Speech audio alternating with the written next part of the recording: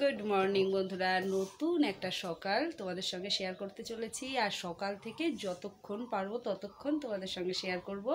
আর আজকে স্পেশালি আজকে কি জানো তো, চায়ের আড্ডার সঙ্গে তোমাদের সঙ্গে গল্প দেওয়া শুরু করলাম। আর আজকে সকালবেলা ঘুম থেকে উঠে আমাদের ইচ্ছা হয়েছে সিমই খাবো, তাই সিমই বানাচ্ছি। আর লাচ্ছা সিমই, এগুলো সিমাই বলে জানো তো, কিন্তু আমরা চলতি ভাষায় এটাকে সিমুই বলি। এই যে লাচ্ছা সিমই, আগের দিন অল্প কটা করেছিলাম আর অল্প কটা রেখেছিলাম আজকে করব বলে। আর দুধটাকে একটু ভালো করে চিনি দিয়ে ফুটিয়ে নিলাম, তাহলে বেশ খিরখির ভাবটা আসে। আর চা করে দেখো, অন্যদিন তো চা করে বসেই থাকি, চা করে বসেই আছি, সে লোকের সন্ধান নেই। আর বরের জন্য 3টে রুটি সকালবেলা, আজকে আর আমি রুটি খাবো না, কারণ রুটি খেতে গেলে আবার তো আমাকে আটা মাখতে হবে, সেই জন্য আজকে রুটিটা স্কিপ করলাম। আর এখানে আছে বহুদিন পর, জানো বন্ধুরা, জানি না এত গরমে ঠিকঠাক হবে নাকি, পাঙাশ মাছ যেটা, সেইটা আজকে খাবো। ফ্রিজ থেকে বার করে এনে রাখলাম, গতকাল এসছিল জানো তো, পাড়ায় সবাই নিল, আমারও একটু লোভ হলো, কিন্তু তেলটা অ্যাভয়েড করেছি যাতে তেলটা না থাকে।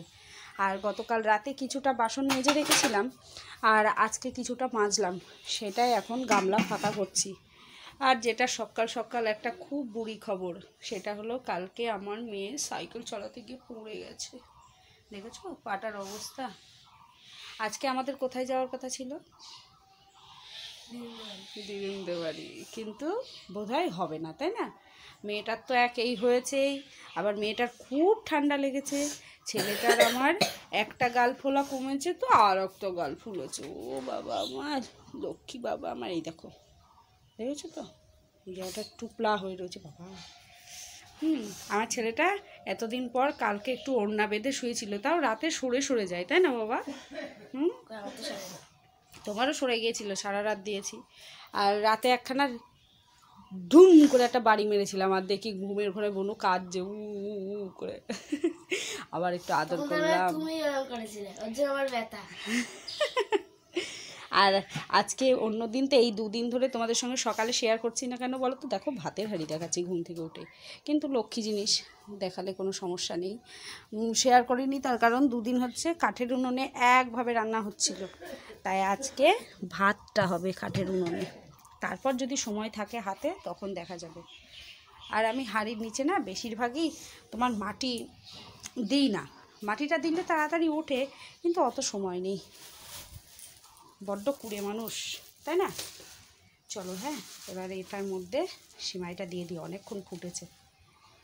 এই দেখো বন্ধুরা, যেই ভুলটা আমি করি না, কিন্তু আজকে তাড়াহুড়োর চোটে হয়ে গেল, ওই যে ফ্রিজ থেকে সঙ্গে সঙ্গে দুধ বার করে যদি উনুনে বসানো যায়, তাও একদম হালকা আছে বসিয়েছিলাম, তাহলে দুধটা একটু ফেটে যাওয়ার চান্স থাকে, আর সেটাই হয়েছে বুঝলে, হালকা একটু ফেটে গিয়েছে।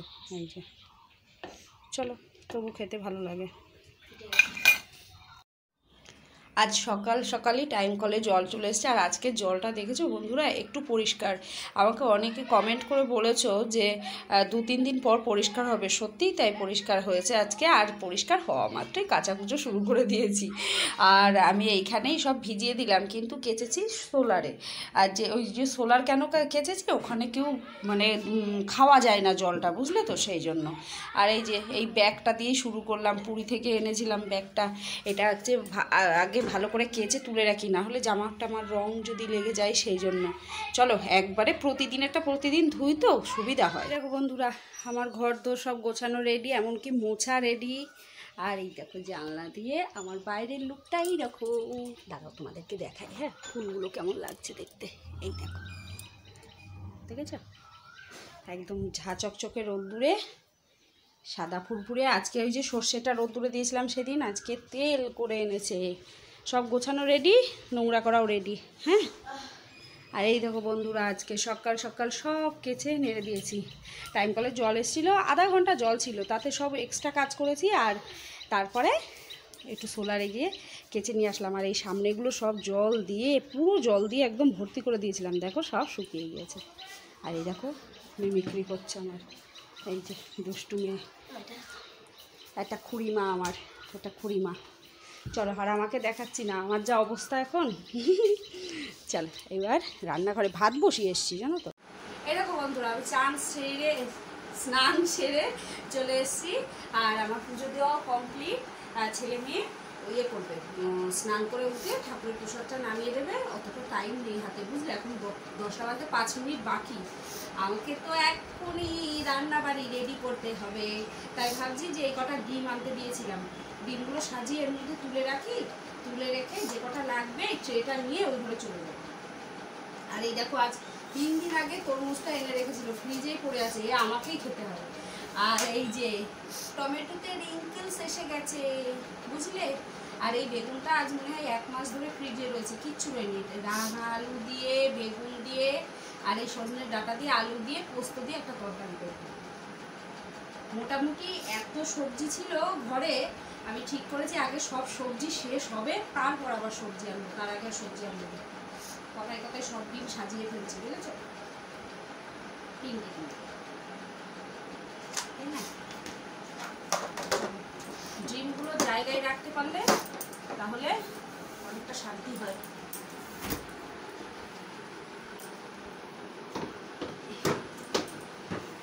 থাকলো ফ্রিজটা না অনেকটা ফাঁকা হয়েছে, জানো?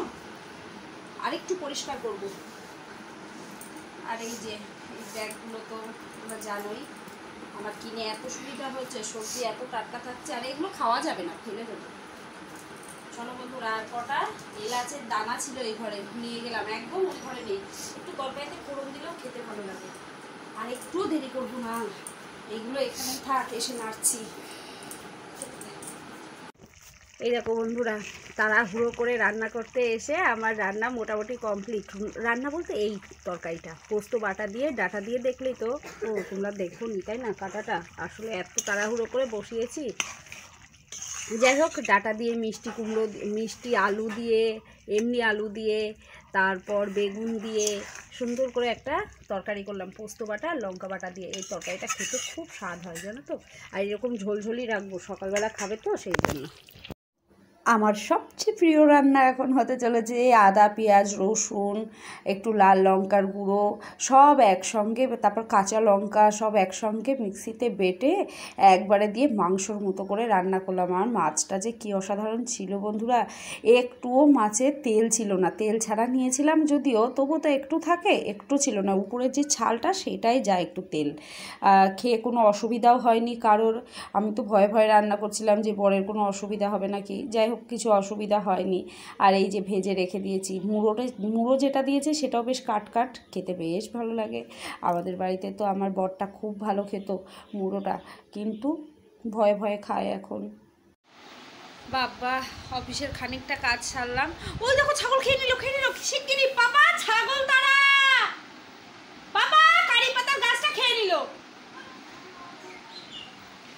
কি রোদ কি করে দেখায় তো, এর ঘুড়ি দেখিয়ে লাভ নেই। ওই দেখো, বুঝতে পারছো? একটা ওটা ছাগল এসে আমাদের কারি পাতার গাছটা খেয়ে নিচ্ছিল। যাই হোক, টাইম কলে জলটা আসছে ঠিকই, নেই মামার থেকে কানা মামা ভালো বলে না, সেইটা হয়েছে আমাদের। টিপ টিপ করে জল পড়ছে, আবার কিছু কিছু বাড়িতে খুব ভালো ভালো জল পড়ছে, মানে বিশাল স্রোত। জানি না এরকম জল পড়লে কি করে কি কাজ করব, তাও আজকে অনেক কাজ করেছি। আর এই যে স্কুল থেকে এসে একদম ভুঁড়ি বার করে দিয়ে শুয়ে আছে। গরমের ছুটি কবে দিচ্ছে?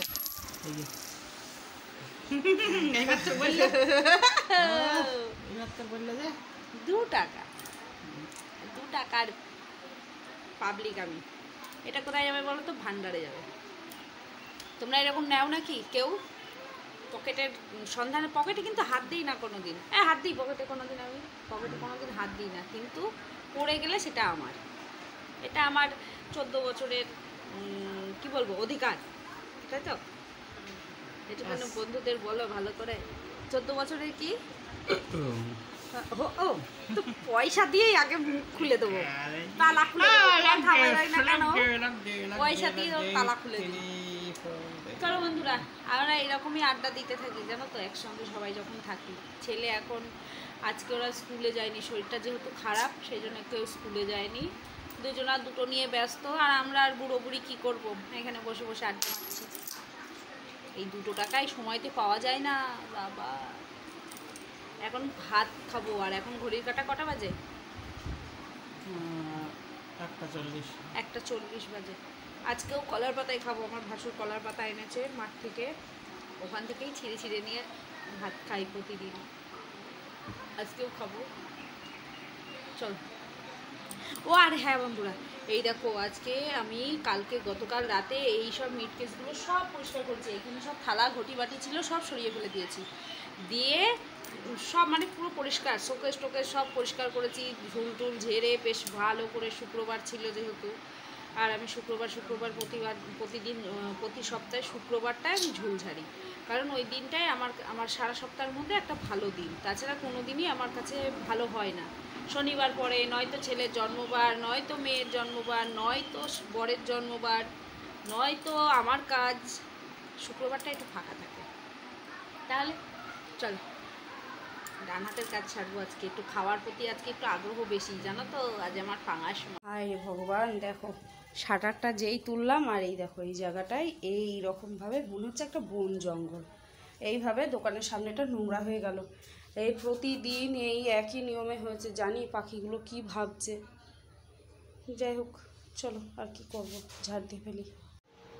বিকেলবেলা একটু রেস্ট নিয়ে ওঠার পরে যখন একা বাড়িতে থাকা হয় না, তখন একটু মন চায় কিছু খাই, তাই না?